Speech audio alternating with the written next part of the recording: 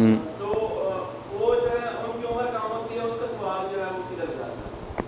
وہ والدین کو جاتا ہے یا وہ بچوں کے حساب میں رکھ لیا جاتا ہے؟ اس کے بعد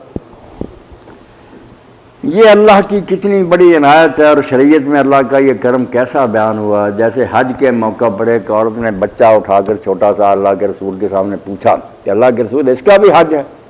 آپ نے فرمایا ہاں اس کا بھی حج ہے اور تجھے اجر ہے.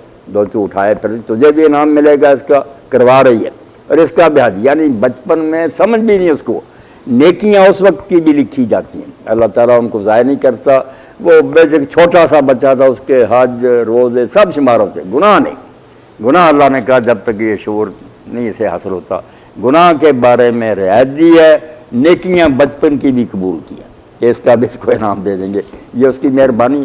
باقی ایج جو ہے نا وہ کوئی متعین نہیں، یہ بچوں کی صحت پر ہے. کچھ چھوٹی عمر کے ہوتے ہیں مگر طاقتور ہوتے ہیں، اس لیے لمن عطاقہ جو ہے نا کہ جو طاقت رکھتا نبھا سکے اس کو شروع کر دینا چاہیے. جو ہے نا عمر کی قید میں 14 سال ہو، یہ ناف کے نیچے بال، یہ قانونی باتیں.